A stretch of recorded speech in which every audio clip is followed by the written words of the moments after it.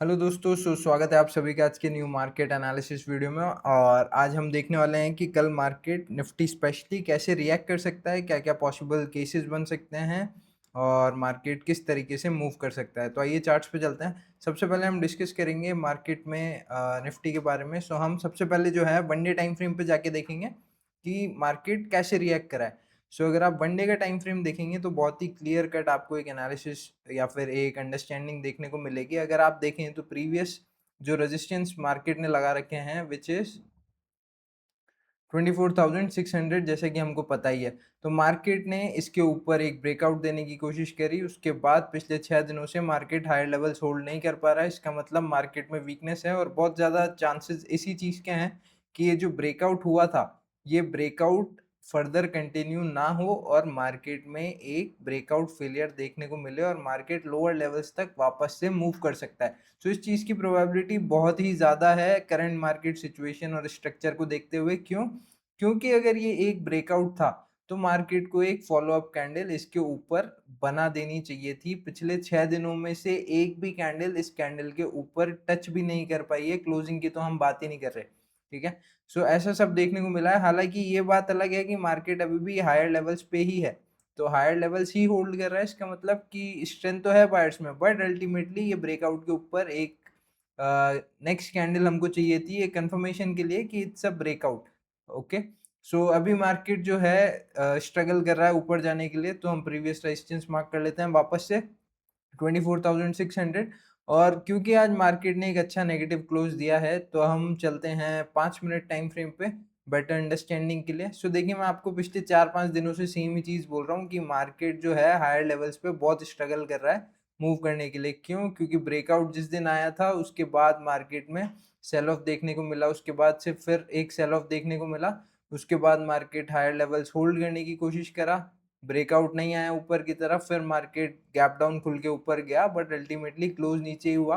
और कल भी जो है मार्केट में एक बाइंग आने की कोशिश हुई थी बट हायर लेवल्स का ब्रेकआउट फिर नहीं मिला, मार्केट लोअर लेवल्स पे मूव करता चला गया। ऐसा सब हमको देखने को मिल रहा है। तो ये बहुत ही क्लियर कट साइन है कि बायर्स में अभी स्ट्रेंथ नहीं दिख रही, और जब तक वो नहीं दिखती हम किसी भी बाइंग ट्रेड में फुल क्वांटिटी से ट्रेड करना बिल्कुल भी पसंद नहीं करेंगे, क्योंकि इट्स अ रिस्की थिंग, ठीक है। बहुत ही रिस्की हो सकता है बाइंग साइड के ट्रेड्स प्लान करना अभी के लिए, बट इंट्राडे के हिसाब से मतलब हम मेजर ओवरव्यू अभी बाइंग कंसिडर नहीं करके चल रहे हैं। हम इंट्राडे में जरूर हो सकता है कि एक अच्छा बाइंग मूवमेंट हमको देखने को मिल जाए, ठीक है। कल हमने डिस्कस करा था सबसे इम्पोर्टेंट एक highest probability setup which was कि मार्केट अगर 24,500 विच वाज हेयर, कि मार्केट अगर 24,500 के आसपास कंसोलिडेट करे या फिर उसी को डायरेक्ट ब्रेकडाउन करने के बाद फिर कंसोलिडेट करे तो हम एक्सपेक्ट कर सकते हैं कि एग्रेसिव सेलिंग। बट हुआ कि अल्टीमेटली सेलर्स में भी स्ट्रेंथ नहीं दिखी और अल्टीमेटली मार्केट जो है वो एक साइडवेज रेंज में क्लोजिंग देता हुआ हमको मिला है। तो अब इससे हमको क्या समझना चाहिए? इससे जो सबसे इम्पोर्टेंट चीज़ हम समझेंगे वो ये है, 1 आवर पे एक बार मैं आपको लेके चलता हूँ, वहां पे समझाता हूँ, ठीक है। देखिए, 1 आवर पे आप लोग एक चीज ये देख के चलिए और मान के चलिए कि ये जो है 24,428 मार्केट इस लेवल पर आकर आज रुक गया। अगर इस लेवल पे रुका है इसका मतलब कि सेलर्स भी बहुत ज़्यादा एग्रेसिव नहीं थे, क्योंकि 500 के नीचे निकलने के बाद सेलर्स को मतलब 4-5 घंटे यहाँ वेट करने की क्या ज़रूरत थी, मार्केट को निकल जाना चाहिए था। बट यहाँ पर हमारे माइंड में एक चीज़ क्लिक ये होनी चाहिए कि अगर सेलर्स भी एग्रेसिव नहीं है, बायर्स भी एग्रेसिव नहीं है, तो फिर क्या मार्केट क्या ऐसे ही और चलता रहेगा थोड़े दिन या थोड़े हफ्ते, या हो सकता है 1 आध 2 महीने और इसी रेंज में 24,500-600 के आसपास क्या मूव करता रहेगा या कैसे रिएक्ट करेगा? देखिए, हमको नहीं पता कि मार्केट कैसे रिएक्ट करेगा, लेकिन हम क्या कर सकते हैं, हम मार्केट स्ट्रक्चर को समझते हुए जिन चीज़ों की सबसे ज़्यादा पॉसिबिलिटी है उन पे फोकस कर सकते हैं और अपना डे प्लान कर सकते हैं आने वाला दिन। तो कल है 12 अगस्त, ठीक है। तो कल के लिए हमारे माइंड में क्या-क्या सिनेरियोज़ या क्या-क्या पॉसिबिलिटीज़ होनी चाहिए? अभी आप ये देख के चलिए कि 24,427 से 28 इस लेवल पे मार्केट का प्रीवियस सपोर्ट एक क्रिएटेड है। 5 मिनट पे चलेंगे, उसमें आपको मैं बहुत ईज़िली समझा सकता हूँ कि कल हम क्या एक्सपेक्ट कर सकते हैं मार्केट से, ठीक है? सबसे पहली चीज़ कि अगर मार्केट देखिए क्योंकि 427 28 24,427 28 इस लेवल मार्केट अब वापस से उसी पॉइंट पे है जहां से ट्रेंड डिसाइड होना ही चाहिए। ठीक है, हम ये नहीं बोल रहे कि होगा बिल्कुल ही 100% कुछ भी नहीं होता है। होने को हो सकता है कल मार्केट पूरे दिन साइडवेज ही रह जाए और हम फिर बैठे रह जाए, है ना। एज एन ऑप्शन बायर आप कुछ भी नहीं कर सकते साइडवेज मार्केट में। अगर आप सेलिंग करते हैं तो डेफिनेटली कुछ ना कुछ डीके आपको मिल सकता है, हालांकि वो भी इन दिनों कुछ खास जो है चल नहीं रहा है ऑप्शन सेलिंग में भी। ठीक है, तो लेकिन हमको मोमेंटम समझ में आना चाहिए, हमको मार्केट का स्ट्रक्चर समझ में आना चाहिए, क्योंकि that is what's gonna help us ultimately. आपको डायरेक्शन पता होगा तो आप कुछ ना कुछ करके पैसा कमा ही लोगे, बाइंग सेलिंग व्हाटएवर। ठीक है, सो अब जो मेन सिनेरियो है, जो हाईएस्ट प्रोबेबिलिटी सिनेरियो है, विच इज कि आज का जो प्रीवियस सपोर्ट है, आज का जो सपोर्ट लगाया मार्केट ने 24,430, इन लेवल्स ये अब बहुत ही इंपॉर्टेंट लेवल हो गया है, क्योंकि अब या तो मार्केट को यहाँ से नीचे जाना पड़ेगा या फिर मार्केट यहाँ से रिवर्स होगा। सो दो ही प्रोबेबिलिटी है और दो ही सेटअप्स हम लेके चलेंगे। सो सबसे इंपॉर्टेंट जो सेटअप कल के लिए होगा, हम लेके चलते हैं सबसे पहले सेलिंग साइड का। और सेलिंग साइड का हम कोई रिवर्सल एक्सपेक्ट नहीं करेंगे। सेलिंग साइड में केवल एक ही सेटअप क्रिएट होगा, विच इज कि मार्केट फ्लैट, गैप अप है, गैप डाउन, कुछ भी खुलता है, कैसे भी ओपन होता है आज की क्लोजिंग प्राइस के आसपास, तो हमको चाहिए कि मार्केट हमको या तो डायरेक्टली ये प्रीवियस सपोर्ट्स को ब्रेक करे, ठीक है, और उसके बाद लोअर हाइज बनाता हुआ थ्रू आउट द डे एक ट्रेंडिंग मूव हमको देखने को मिल सकता है। बीच में कहीं ना कहीं कंसोलिडेशन भी हो सकता है थोड़ा बहुत। अगर ये फर्स्ट सपोर्ट ही डायरेक्ट मार्केट ओपनिंग के साथ ब्रेक डाउन कर दे रहा है, तो उसके बाद बहुत ज़्यादा प्रोबेबिलिटी इसी चीज़ की है कि market throughout the day negative ही रहेगा, नेगेटिव ही क्लोज होगा। हो सकता है कि मार्केट ये सपोर्ट डायरेक्ट ना तोड़े और इस सपोर्ट के आसपास पहले कंसोलिडेट कर दे, बट अल्टीमेटली जब भी ये सपोर्ट टूटेगा उसके बाद हम एक नेगेटिव साइड का ट्रेड ही प्लान करेंगे। यहाँ पर यही बेस्ट सेटअप है सेलिंग के लिए। ठीक है, कि मार्केट इन सपोर्ट लेवल्स को ब्रेक करे तो वो अपने आप में एक कंफर्मेशन है कि सेलिंग इज कंफर्म। हो सकता है सेलिंग बहुत एग्रेसिव ना आए, थोड़ा धीरे आए, जो है स्पीडली मोमेंटम देखने को ना मिले, but ultimately will be expecting कि मार्केट एक नेगेटिव क्लोज ही दे सकता है। और चांस इस चीज के भी बहुत ज्यादा है कि ये एक एग्रेसिव डे भी कंसिडर हो सकता है, कल का दिन बहुत ही एग्रेसिव सेलिंग भी हमको देखने को मिल सकती है।